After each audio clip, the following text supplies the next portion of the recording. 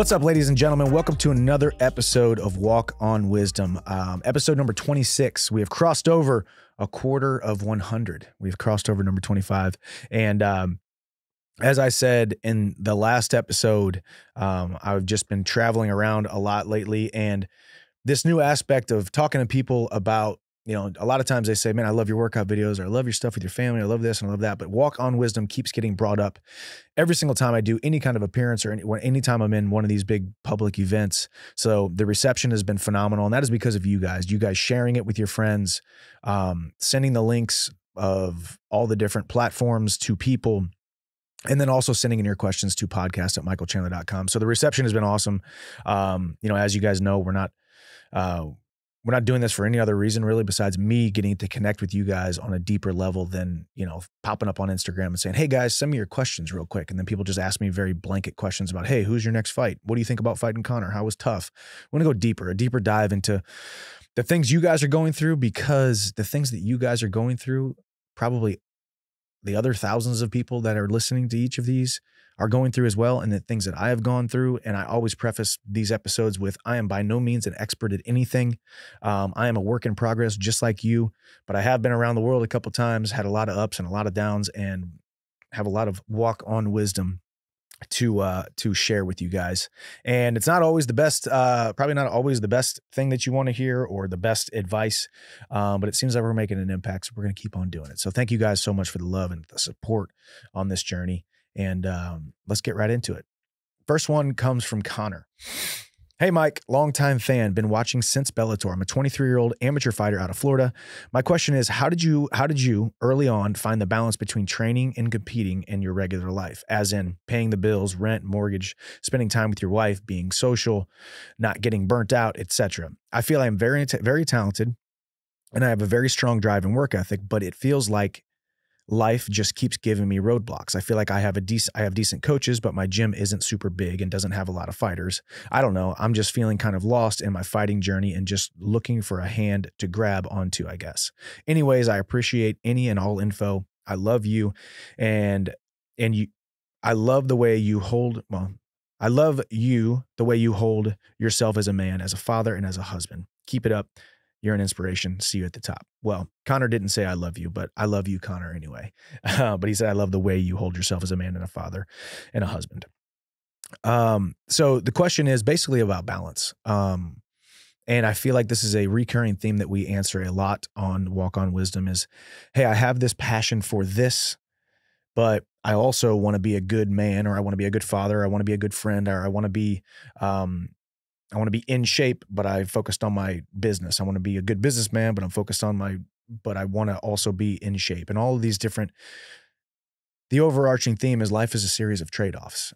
If I am working out right now, I'm working on my fitness, but I'm not really working on maybe my business. Or if I'm spending time with my wife right now, I'm diving into that relationship and cultivating that relationship, but I'm also not working on my business, right? So there's always an opportunity cost. What I'm doing right now, whether it is fulfilling or whether it is satisfying or whether it's getting me towards one goal, I'm also not able to focus on something else. So Connor, what you're going through is what every human being goes through when it comes to, hey, I have a passion, I have a vision, I have something I want to do, yet I'm trying to find the balance. One thing that I have said that I think contradicts certain things that I have said or that a lot of people say, because we always want to find balance, but I think being okay with and accepting of the fact that there really is no perfect balance. If we put the pressure on ourselves to have this perfectly balanced life, of this wheel of life, whether it be relationships, whether it be finances, whether it be business, whether it be our physical fitness, whether it be our spiritual health, whether it be all the different things that you hold near and dear, if it's a scale of 1 to 10, it's almost impossible to be, actually, it is impossible to be a 10 on every single one of those in every single season of your life. So right now, Connor is going through a season of, hey, I really like this mixed martial arts journey. I'm 23 years old. I'm young. And he's a 23-year-old amateur fighter. So he wants to pour into his amateur fighting career, yet he still wants to have his regular life, have his family life, paying the bills, rent, mortgage, all of these different things. And then also becoming social and having fun and taking time off, and then also not getting burnt out. So Connor, I would say number one, and anybody else who's listening right now, number one, balance is a myth. Stop holding on to this idea that you can be perfectly balanced. I can tell you this right now, and I've talked about this in numerous episodes. People say, well, hey, I want this goal, but if I want this goal and I run at it full steam ahead, my social life is going to suffer. My relationships might suffer. Maybe I'm not going to make as much money because I'm not as focused on my business. There's all of these different conundrums that we find ourselves in. So realizing that balance is a myth, but also giving yourself permission to be unbalanced and giving yourself permission to compartmentalize these different times in life. It's very interesting right now. Today is December 14th. So I've gone basically 13 months without fighting. Still training, still staying in shape and all the things that I need to do as a fighter.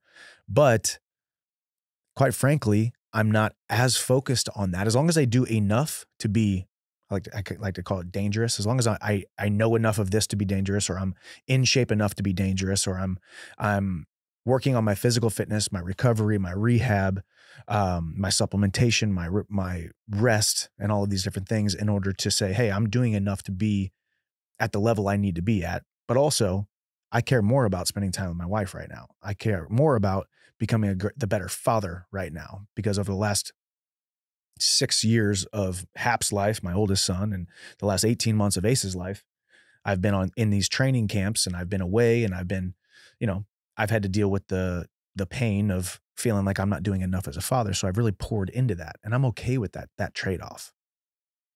If I'm a 10 as a father and I'm only a 6 as an athlete right now, I'm okay with that. Doesn't mean I'm not dedicated. Doesn't mean that I don't care about fighting, but it just means that I, right now in this season, care more about being a father and a husband and a businessman, as we've talked about, investing in Hiatus Tequila, Speed Fitness, investing in Cram, my real estate things that we're doing, Walk On Fitness, all of these different business things that I'm doing outside of the octagon, outside of just being Michael Chandler, the fighter. I'm giving myself permission to lay low on this side of things, the athlete side of things, still staying in shape, still doing enough to be dangerous, still looking like a professional athlete, staying in shape, but not diving into it like I'm into it in a training camp. Because I know the next season will be this Conor McGregor fight gets announced, and it's going to be at a date and a location, and I'm going to have to be solely focused on that. And by all accounts, the business side of things will go on the back burner a little bit. I won't be with my family as much. I won't be with my wife as much. I won't be in these friendships as much as I normally am, as much as I have been in the last year. So, Connor, the answer to your question is balance is a myth. You still need to, you brought up rent and mortgage and bills and all of these different things. You got to make money, obviously. So finding that fine line between making enough money to support yourself and support your family and support your lifestyle, but also not letting people tell you that you are doing a bad thing by following your passion. So I hope that helps. And to anybody else who's listening, who is in the position of Connor and has this every single day, I think there's a moment where we all have the question in our mind of, am I doing enough in this area of my life? And the answer sometimes is maybe not. The answer is sometimes maybe I need to show myself some grace, because balance is a myth. Good question, Connor, and best of luck. And maybe I'll see you down in Florida sometime. Next question comes from Dallas. And Dallas says, hey, Michael, my name is Dallas. I am 29 years old. I'm getting married in September. Married September 14th of this coming year. We are also expecting a baby in June. I have another son from a previous marriage who adores my fiance. What is some advice you could give me to be the best dad and husband I can be, all while focusing on my continued growth in the company I work at? Any advice you have would be greatly appreciated. Thank you. See you at the top, Dallas. So once again, we're talking about balance. Dallas is getting married. He has another son from a previous marriage who adores his fiance that he is about to marry, which that's phenomenal news, Dallas. So that is a normal stressor in everyday life in this type of scenario, where there is a child from another marriage, and then you're getting married to a different person who is not that child's mom. Obviously, there's a lot of stuff that could go wrong there, or a lot of feelings around that. So the thought that, and the reality that your son from a previous marriage adores her is absolutely amazing. So that will take some stress off of the scenario. But once again, we talk about balance. I'm about to get married. We're about to welcome another baby into this world. I already have a son. Now I'm going to become a husband, which is the most important job, the most important title, the most important thing that you will ever be. And I say that because it goes hand in hand with being probably the second most important thing, is a great father. And I feel like I've kind of waffled back and forth here, because I have said the most important thing that I will ever be is a father. But that doesn't mean that if you had to say, hey, do I pour into my wife or do I pour into my kids? Because pouring into your kids obviously helps them. Being there for your kids helps them. Being present helps them, but also becoming a shining light and a standard and a beacon of what a man, a husband should be to their mother also benefits them.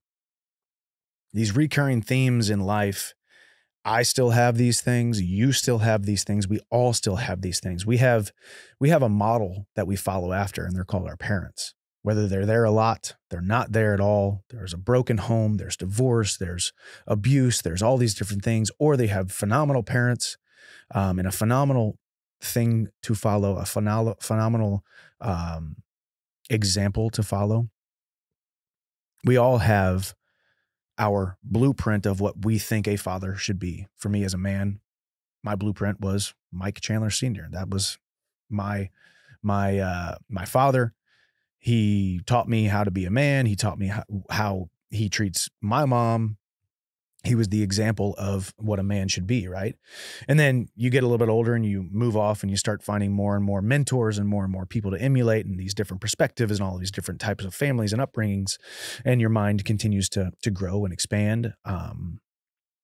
So Dallas, the most important thing that you can be is a good husband, to then be a good example for your children. But then the balance between, okay, how do I continue to move in this forward trajectory in the company that I work at, but also be a good father and a good husband? Because these big life events that people take for granted sometimes, unfortunately, the idea of, hey, I can just have sex and create a baby, and everybody's doing it, so it's whatever. It's just what we do, right? As human beings, we procreate, but we don't put enough emphasis on how important of a role, a vital role you play in the life and the trajectory and the happiness and the joy and the significance of your children. So the most important thing that you can do, and as we talk a lot on this show, when we talk about self-image, we talk about self-worth. In order to have a high sense of self-worth and self-esteem, you have to know that you're doing what you need to be doing to be a great father, to be a great husband, because those things increase your self-image. I believe my self-image has increased over the last decade by being a husband, by being there for Bree. I'm by no means perfect. Dang, I got things I need to work on in droves in all areas of being a husband, all areas of being a father. But I ain't perfect, but I'm doing pretty dang good. And that right there makes me feel like a good man. That makes me want to be better. So working on yourself and working on your family and in your family will also make you better at work. And having success at work can also make you a better father and a better husband, because you also still have to have your secondary goals, your outside of the family goals, to then increase your self-image, to then come home through that threshold, through that door every day to say, hey, I did what I needed to do today to promote myself, to grow, to be on the forward trajectory, to then come home, be satisfied and content with what you created that day, to then be a good father and a good husband. So there's this big cycle of waking up in your household, being as good as you possibly can, then going out into the world, working on your passion, doing your job, and then coming back home. And there's going to be seasons where you feel like you're crappy at work, but great at home, and crappy at home and great at work. And then every now and then you're going to feel like you're firing on all cylinders, showing yourself the grace, just like we talked about with the first question with Connor, is showing yourself the grace that there is never going to be a perfect balance. So Dallas, congratulations on the new baby coming in June. Best of luck as you continue to climb the ranks at your work. And I wish you a long and happy marriage with your fiance on September 14th.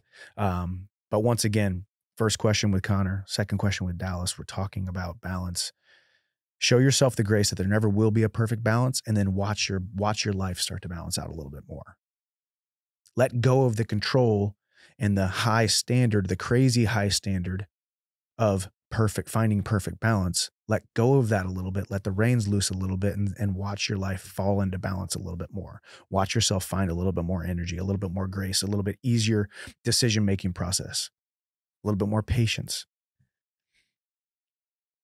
Because where there is pressure, it's really hard to have patience. So stop adding so much undue pressure on yourself.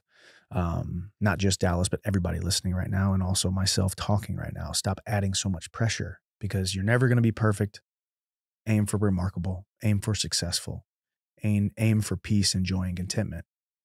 And don't focus on being perfect, because you never will be. Good question, Dallas. Thank you. Next one comes from Chris. Hey, Mr. Chandler, I have been a fan of your work in the octagon since the Dan Hooker fight. I wish you the best of luck in your journey to the title. To my question. I've been struggling a lot recently with girl problems and the things that come with that. I am 17 now and have never had a relationship or even sex with a girl. I know that I have time, but I feel so much pressure from my friends and other people that I already should have had sex. I would love to know how you deal with pressure and if you have a solution to your problems.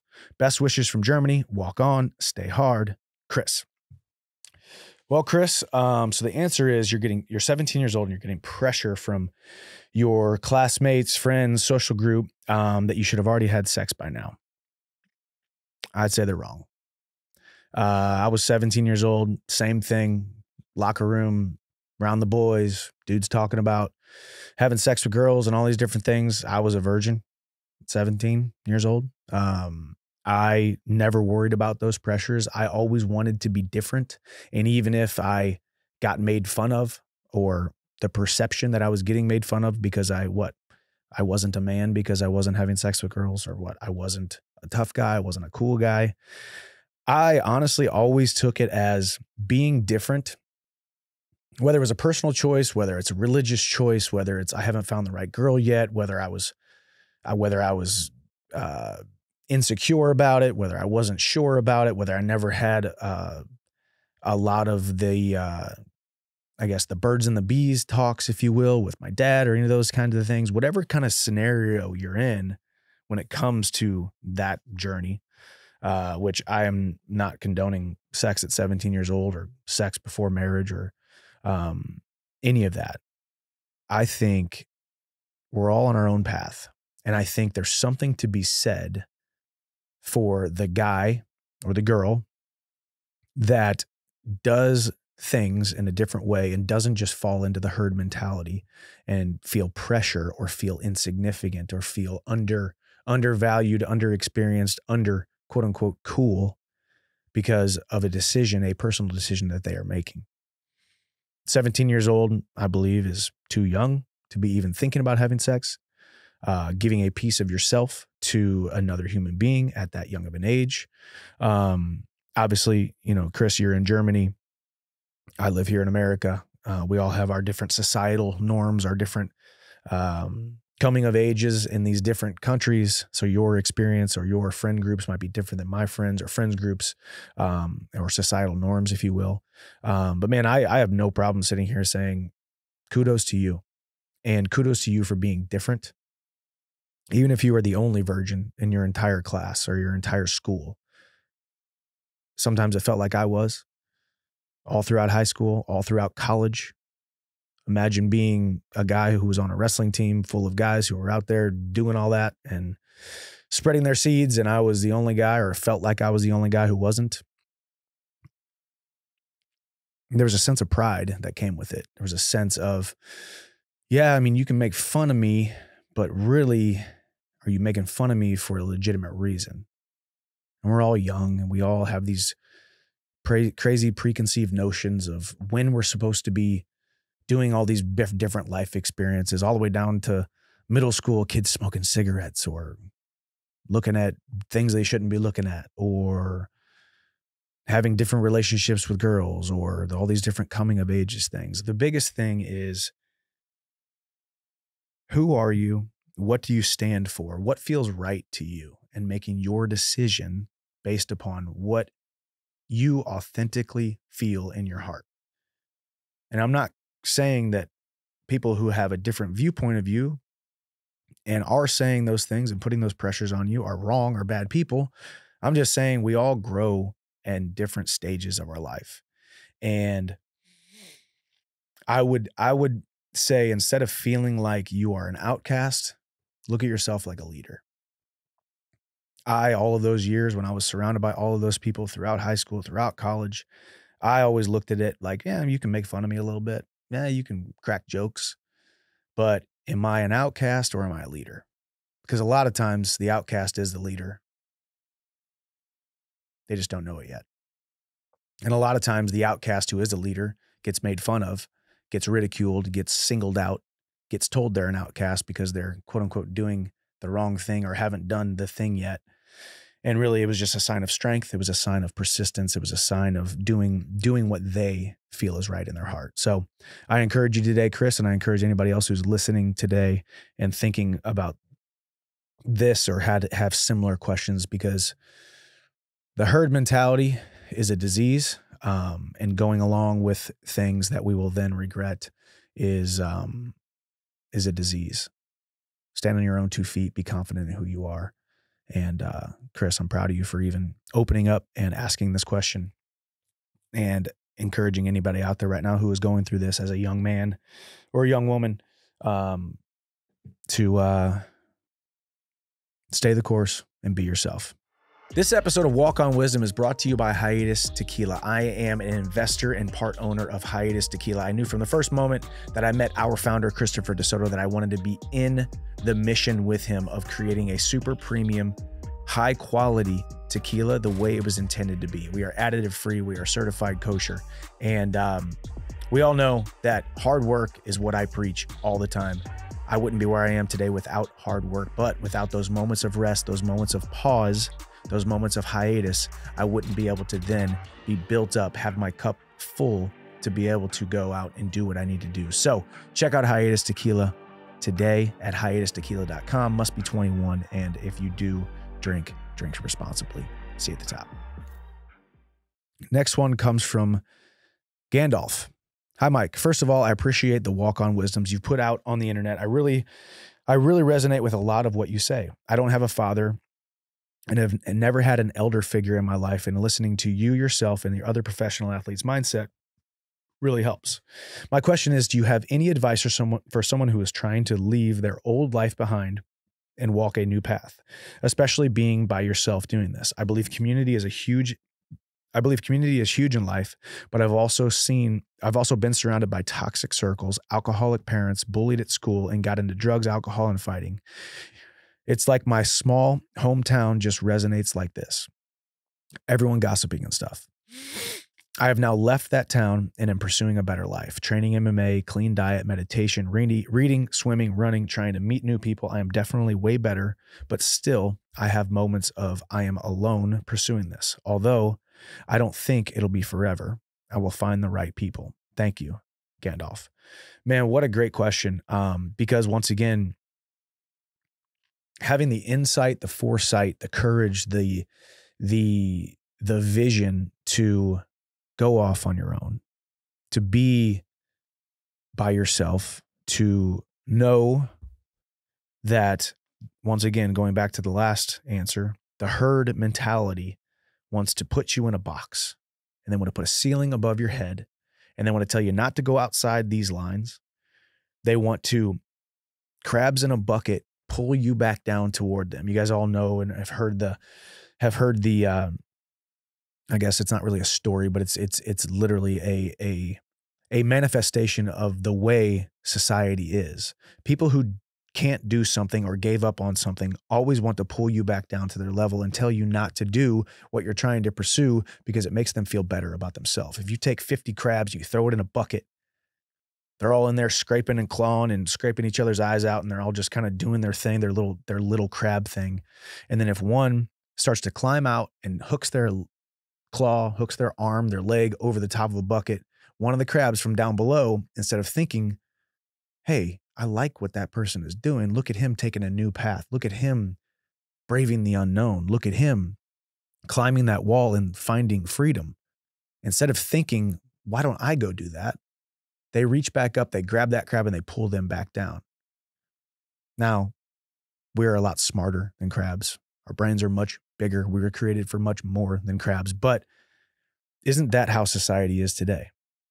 Isn't that how, unfortunately, the people around us want to see us fail because it makes them feel better about their failures?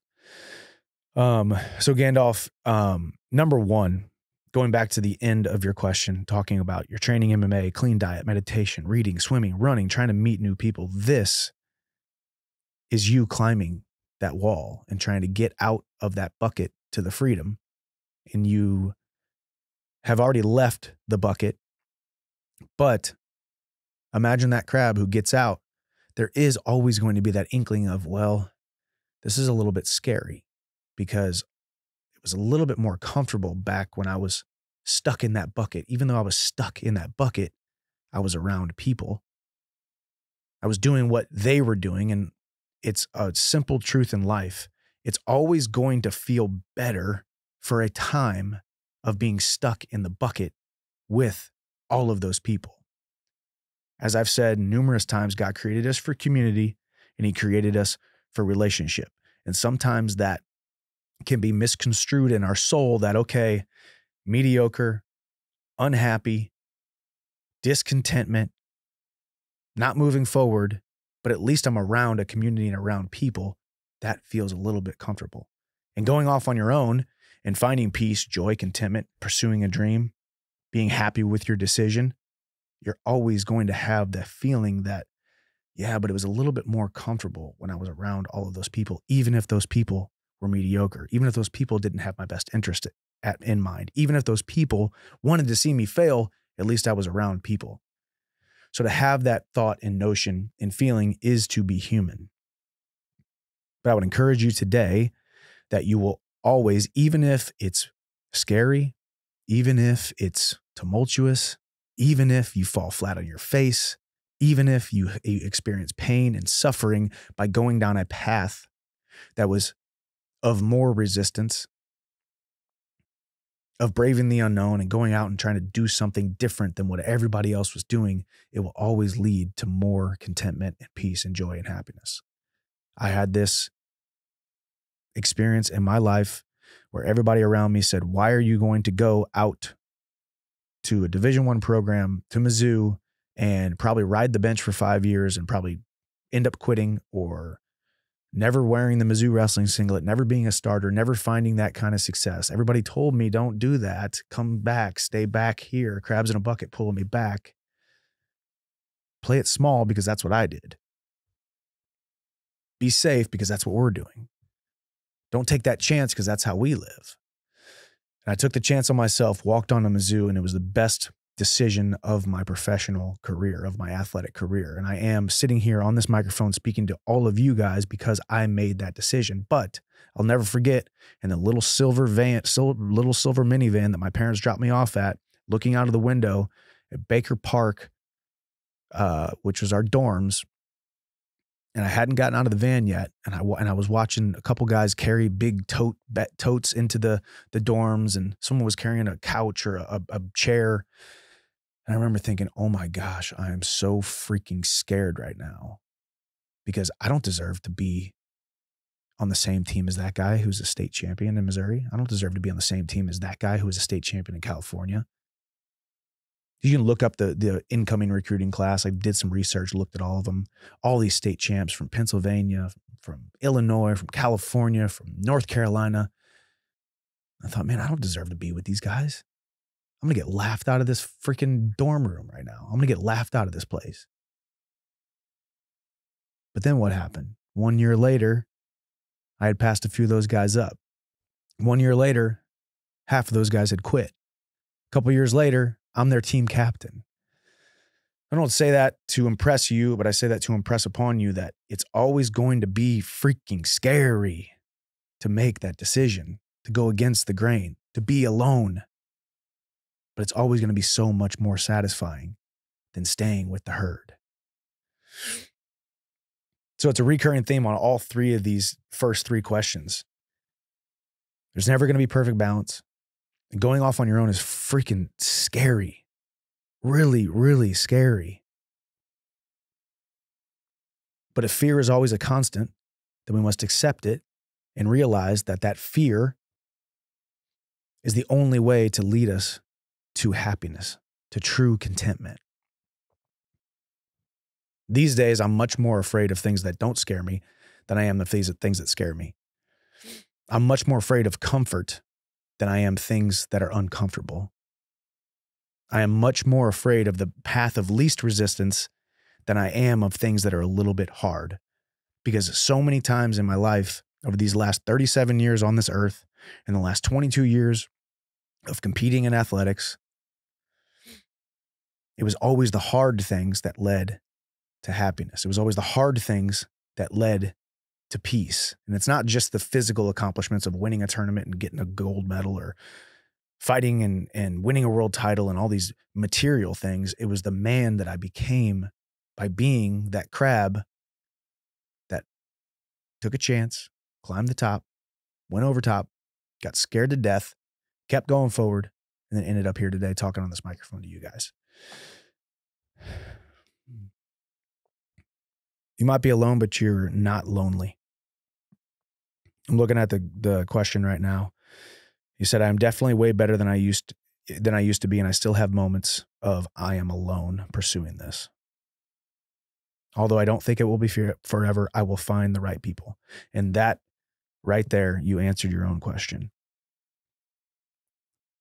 I am alone pursuing this. Although I don't think it'll be forever, I will find the right people. So you have the confident expectancy that the right people will come into your life, because whether you want to call it law of attraction, or you want to call it the universe, you want to call it God's plan, you want to call it whatever, the people that are pursuing things that are against the grain, eventually, by serendipity, by the law of attraction, by God's plan, whatever it may be, they somehow find the right people.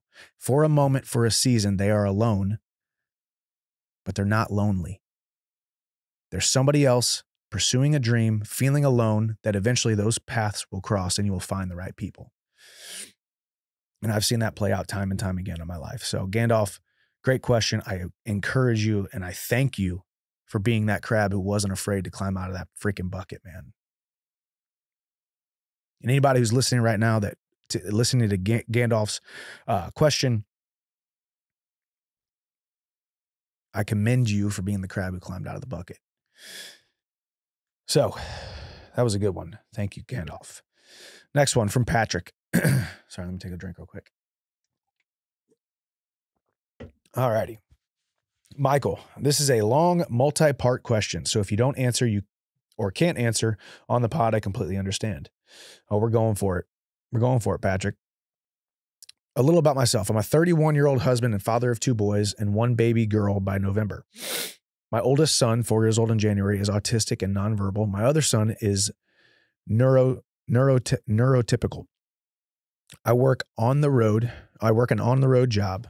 I'm gone Monday to Friday, putting in 60 to 80 hours a week. As of 2 years ago, I also got very serious about my health. I used to weigh 380 pounds, and I'm currently 279 pounds as of this morning.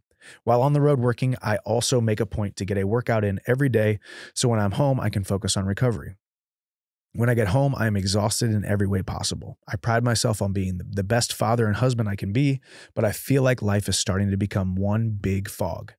I feel like I'm a good dad and a good husband, but not as good as I could be. My son, who is autistic, requires a lot of one-on-one time from either me or my wife, which inevitably means we don't spend as much time as we would like to with each other while I am home from work. That leads to a lot of depression. On my wife's part, that leads to a lot of depression on my wife's part because she feels like she never sees me.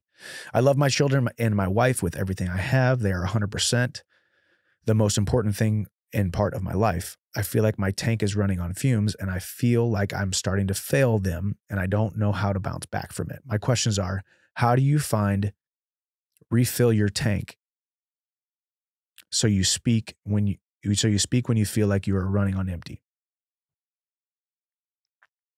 Do you have any advice as far as a workout regimen or somebody my size still trying to get healthier? Thank you, Patrick. So the question is, how do you find, quote unquote, refill your tank, so to speak, so you feel like you are running when you feel like you're running on empty? And do you have any advice as far as workout regimen for somebody my size still trying to get healthier? So Patrick, I will not sit here and say that you do not have a lot of things that are heavy, that are tough, that life has thrown at you, that makes things just a little bit more hard. Caring for an autistic child and a neurotypical or neuroatypical child is not easy. I don't know all of the different layers of that, but let's just say that it's definitely harder because of the one-on-one attention that you have to show your children, the extra doctor's appointments or the extra therapies or the extra different things that you have to do in order to just meet your children's needs, coupled with all the work that you have to do 60 to 80 hours a week, coupled with being a husband, coupled with being overweight and now losing 380 to 279. So 80, 100 pounds, basically. Losing 100 pounds. So number one, you're on the right path. I am not going to say that being overweight is being overweight and losing that weight. I'm not going to say it's an easy thing to do, but it is definitely one of the most important things that you could have done to increase your self-image, to increase your productivity, to looking at a multi-layered question like this, where we have children who need extra attention, a wife who you need to still meet her needs, a job that is obviously very demanding and being on the road, being overweight, which leads to lack of energy, brain fog, lack of self-image, self-deprecating thoughts, self-deprecating feelings, not being able to move, not being immobile, not having as much energy. You're on the right path by getting in better shape, because getting in better shape is not the answer to all of your problems, but it's definitely going to help you with almost every single problem that you have. And I will stand by that, because when you're happy, healthy, and hard to kill, you're going to have a higher sense of self-worth. You're going to have more energy. You're going to be more mobile, both physically and mentally. You're going to have more of yourself to give. You're going to have more of yourself to give to your children, to your work, to your wife, and to every single aspect of your life. But that extra work that you have to do is more time, more energy, more effort that you can't give toward your family, your children, your wife, your work. So I commend you for taking steps toward that journey of getting in better shape, losing that weight, losing 100 pounds, actually 101 pounds, 380 to 279. So number one, realize how far that you have come. Number two, take a sense of pride that what you have done is by no means specific to you, because a lot of people have lost that amount of weight, but it's still a very, very small amount of people who would be able to be that committed, to be that disciplined, to have that much persistence and resiliency to be able to lose that amount of weight. So pat yourself on the back for that. Take pride in that and let that pride fuel you to refill your tank. The question is, how do you find the quote unquote refill your tank, so to speak, when you feel like you're running on empty?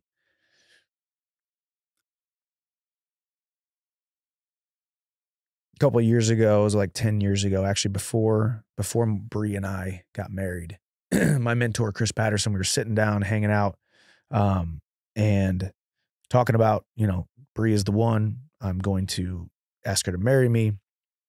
I'm going to be a great husband like you. I want to be a great father like you someday. And I remember he said, and I'll never forget this, he said, Michael, enjoy your life right now because this is the most unbusy you will ever be. This will be the least busy you will ever be.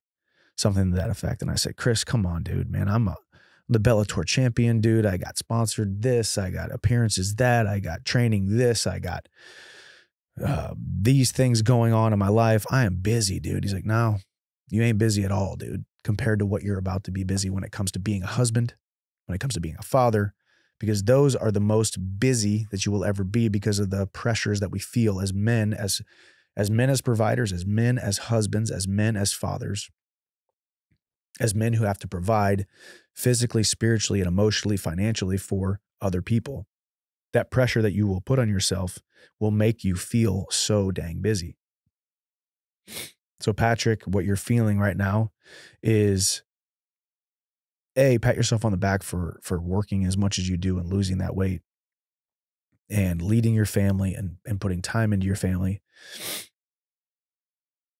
Continue to stay down the path of losing the weight, because even if that number on the scale stays at 279, drops down to 275, goes up to 305, drops down to 274, jumps up to 303, whatever it might be, it's not the number on the scale.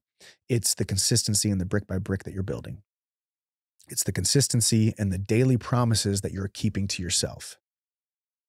Keep those daily promises. Let it be 20 minutes, 30 minutes, 1 hour, however long it is, but let it be something that you can check off of your list to then increase the self-image, to then increase the productivity, to then increase the energy, no matter what the scale says, to then have more energy, to find more clarity, more wisdom. James 1:5, he who lacks wisdom, pray for it, and the Lord your God will give it abundantly. Pray for wisdom, ask for wisdom, and you will find more energy and more answers coming your way. My specific answer to that question, your refill your tank, how do you find it? Patrick, I think you keep finding it by doing exactly what you're doing, of that moment of solace, right? So you're working 60 or 80 hours a week. You come home, you got to meet your wife's needs. You got to meet your children's needs. Those are things that you have to do. Those are things that you get to do to serve them and feel like a better man, more productive. But also that when you're on the road and you're still working out every day, you're getting, I don't care if it's 10 minutes or it's an hour, anywhere in between, that's your refill your tank moment. Even though it seems as though you are draining your tank by doing something physical, you're huffing and puffing, you're sweating, you're tired, you're achy, whatever it may be, you're actually filling up your tank for the future energy that you're going to have that day, that week, that month, whatever it may be. And the second question, do you have any advice as far as a workout regimen for somebody my size still trying to get healthier? A guy your size, obviously, being still around that 300-pound range, keep doing what you're doing. Body weight exercises, light weights, a lot of reps. Unfortunately, the most important thing when it comes to a fitness journey, just as important as the physical, is the diet. When you're on the road 60, 80 hours a week, Monday to Friday, it is not easy when you're eating, as my dad would call it, road food, because my dad drove a truck for a long time and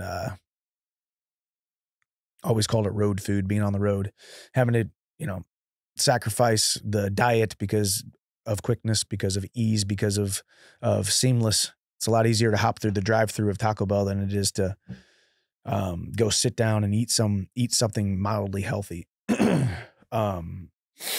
as far as the workout regimen goes, we have some body weight exercises on our Walk On Fitness program at walkonfit.com. And I think we specifically, the idea behind those was, hey, if I can just do a quick 20, 30 minute body weight circuit, but I'm still able to huff and puff and I'm still able to get that accomplishment, still able to not have a gym. We do it with no weights. And I don't say that to promote Walk On Fitness, but I say it there are so many resources, whether it be you're on the road, you have Wi-Fi, you got your truck, or you're at a hotel, you have Walk On Fitness, and there's 1,000 other trainers out there who have online programs. You have YouTube. Just Google 20-minute circuit, body weight circuit. whatever it may be, or maybe it's a walk. But the biggest thing is finding something and sticking to it. So I encourage you, Patrick, and anybody else who has the question of, hey, what workout regimen? The workout regimen isn't as important as doing a workout. Patrick, I wish you the best of luck, man. What you are juggling, what you are trying to balance, as we've talked a lot about in this episode, balance is not easy. And my hat's off to you, Patrick. God bless you on your journey. All right, next one comes from Corey. Hey, Mike, I'm not sure what advice you'll be able to give me here, but I just heard the worst news of my life, and it put me in a dark place. I just started my sophomore year in college studying aerospace engineering, and my sister was in her senior year at a different college in a different state. She had been struggling deeply with her mental health for many years since middle school, and I just heard that she took her own life a few days ago. I really don't know how to deal with this news, and it has been destroying me mentally and physically. I constantly feel this extra weight on my body, and I find it difficult to breathe sometimes. My sister had threatened suicide several times before, but never actually went through with it. So I was extremely shocked when I heard the news. I have never lost a loved one other than a dog, but this is deeper than that. Along with all of this, my grandfather is very close to the end of his life, and it's only a matter of time before I lose him too. I have a lot of schoolwork, and is all very difficult as I am studying engineering. And when I try to do the work, I can focus. And when I try to do the work, I can focus for maybe 2 hours, but I just lose the ability to focus. I don't want to fall behind on my schoolwork, but I am not sure how I'll be able with all of this stuff on my mind. Hopefully you can give me some words of wisdom that can help me through this tough time in my life. See you at the top, Corey.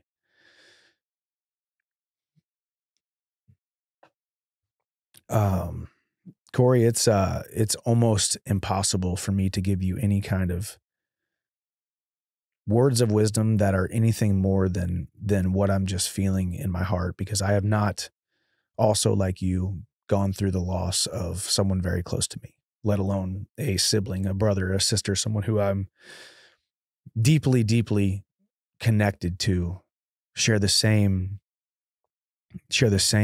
life with over these last however many years. You say you're in college, studying aerospace. So obviously you're in your 18, 19, 20, 22, somewhere in there. And then also now knowing that you're going to lose your grandfather soon. So there's no way that I am very, very fortunate thus far that I haven't lost anybody close to me or that close to me.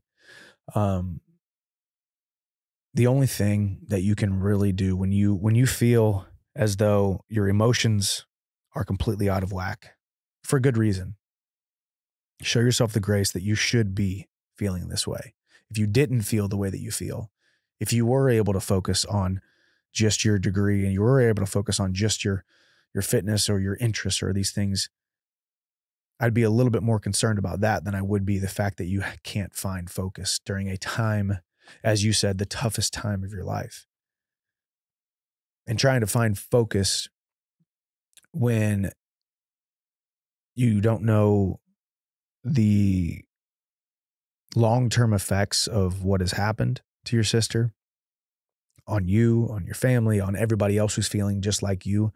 When something happens like this, the sense of loss, the sense of what could I have done better? You know, as you said too, she had a history of mental illness and threatened suicide numerous times. So I'm sure this comes with thoughts of, well, what if I would have been there more?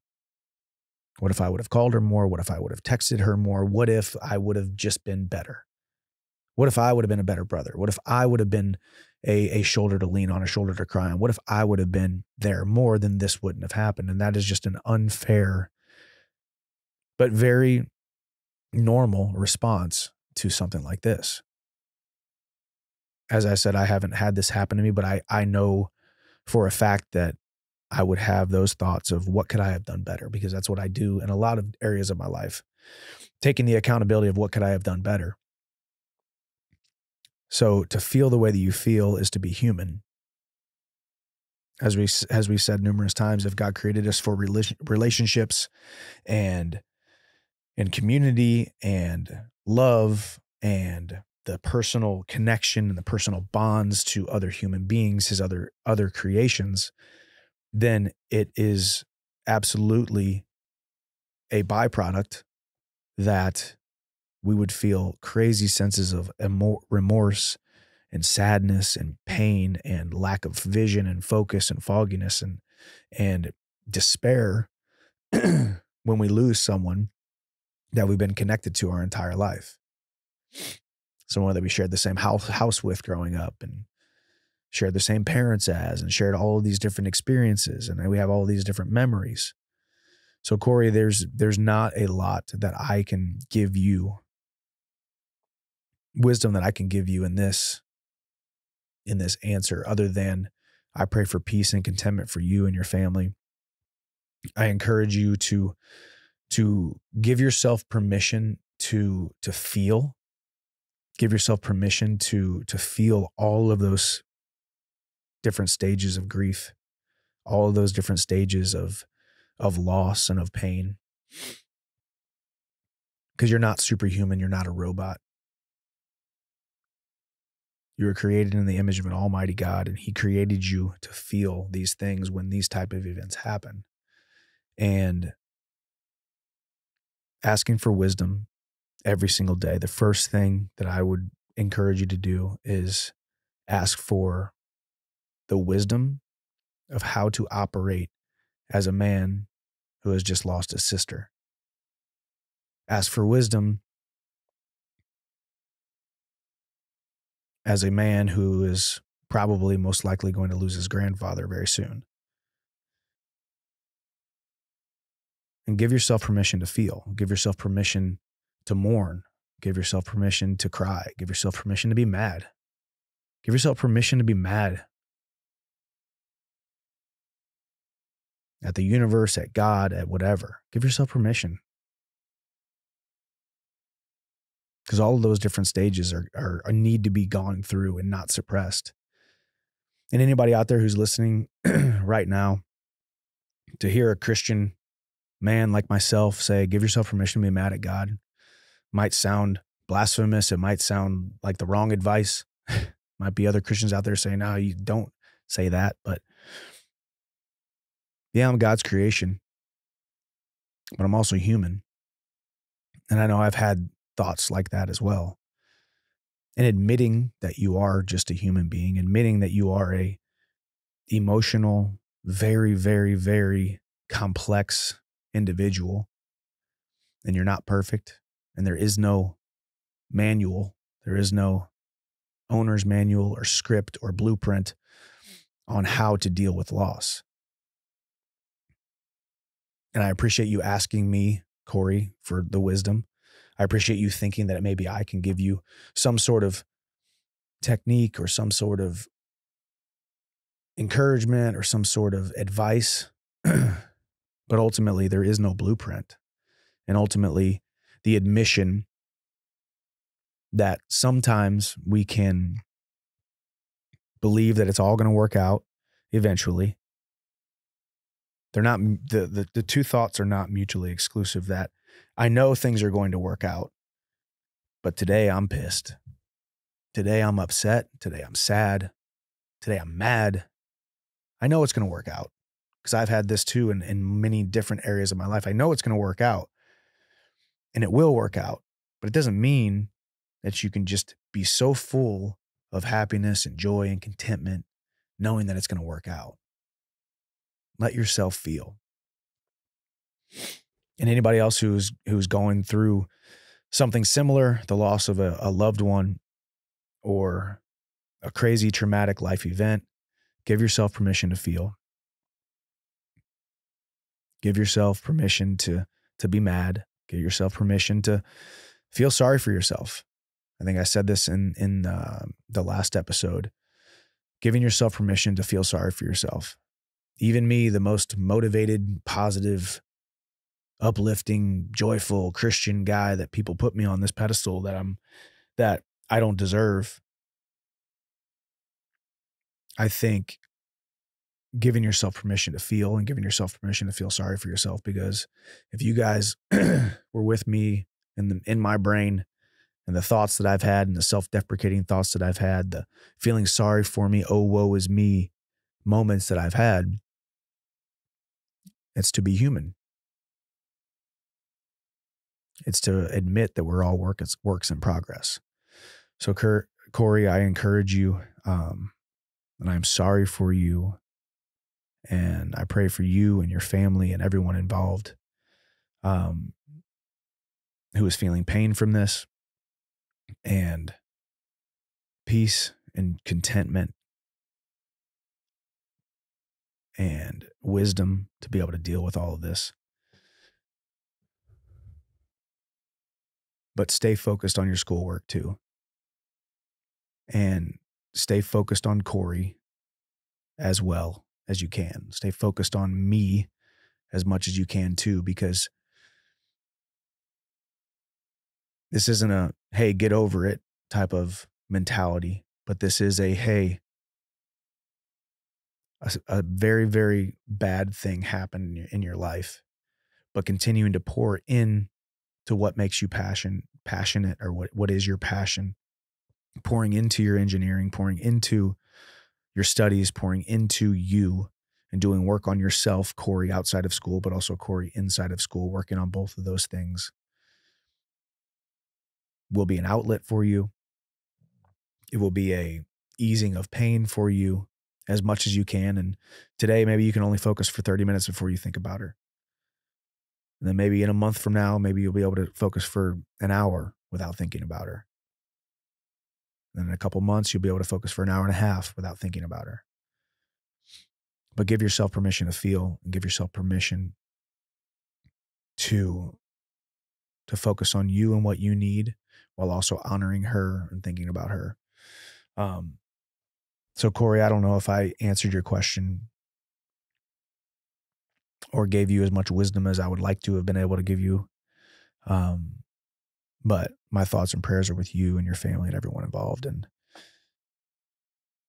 this too shall pass. And it is very, very, very sad and painful. But it will get better.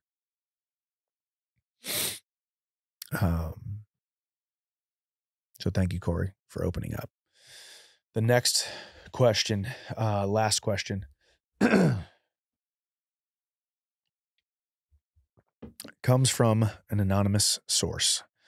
From Anonymous. Hello, Mr. Chandler. Hope you're doing great. Big fan of you as a fighter and as a person. This question is really tough to ask, but here we go.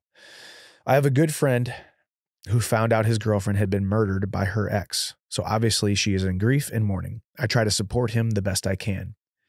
We take walks together and try to talk it through, but I don't feel I am doing enough. What do you think I can do to comfort a person who is very important to me?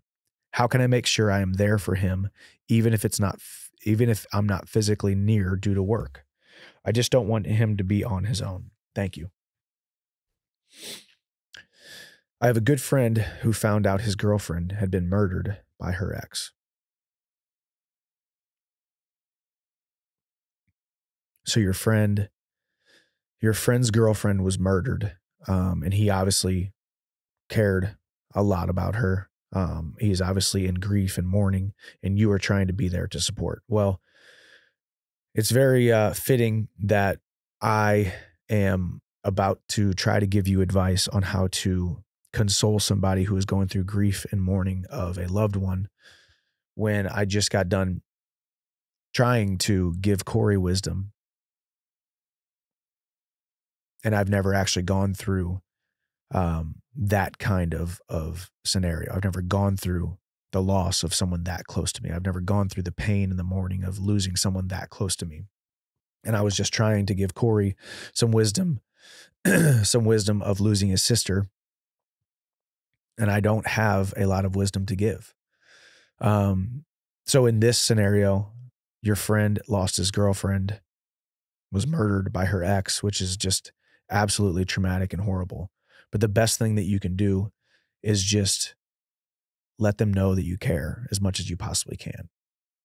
Because you, Anonymous, you can give him all of the wisdom in the world. You can give him techniques. You can give him um, ways to get over this. You could give him quotes. You could give him scripture. You can give him all of these things that you say. But the age-old wisdom that people don't really care what you know until they know what you care, know that you care. So the most important thing is to let them know that you care. And as you said, I'm not physically near due to work. So just a phone call in the morning or a text in the morning, sharing a quote, sharing a scripture, sharing even a funny meme, even, it's these type of things are tough too, because from my experience, when I have been around people who have suffered this kind of loss, it goes in waves, it's ups and it's downs. One day they're absolutely in shambles, and then the next day they're doing a little bit better. And then from minute to minute, they're in tears. And then the next minute they're laughing because they're trying to deal with and cope with all of these different things, all of the different emotions. As I said, we are emotional beings that were created. And people don't care what you know until they know that you care. So just reaching out whatsoever. I had a friend of mine recently whose child was going through some stuff when it comes to some health issues. And I could not have imagined being in that position. I could not have imagined this person that I love dearly, a dear, dear friend of mine, going through. I could not have imagined having to go through what he was going through. So therefore, what can I say? What kind of wisdom can I give him? What kind of technique? What kind of things can I give them? What things that I know can I give him to try to make it better? The answer was pretty simple. I didn't know anything to say. So all I needed to do was be there, or let him know that I was thinking about him. Let him know that I was praying for him and his family. Let him know that I was praying for him and his wife, and praying for the doctors involved, praying for the wisdom. Every now and then I'd just throw a heart his way, send him a heart via text. Heart wasn't a word. It wasn't any kind of wisdom, but it was a heart that said that he knows that I was thinking about him, that he knows that they were on my mind, that they were on my heart, that I was praying for them. And now being removed from that, or down the road a little bit more, and speaking to him, his view of the whole situation was just him opening up his phone and knowing that I was thinking about him. It makes him not feel alone, because when we go through these very, very tough scenarios, and in this question specifically also, where your friend, it feels like he's on an island, like he's alone because his girlfriend just got murdered. It's a very, very tough thing to deal with and cope with. So therefore you feel alone. So just letting him know that you're there, letting him know that you support him, you're thinking about him, you're praying for him, or you're trying to be there, and also admitting, because I had to admit this numerous times to my friend as we would speak on the phone and have longer conversations when we could, was that, hey man, like, I just want you to know I love you, and there's no way I would be able to know what you're going through, because I've never had to go through this. And admitting that, I think admitting as a friend that you have no idea how to handle it, is more comforting than I think we know.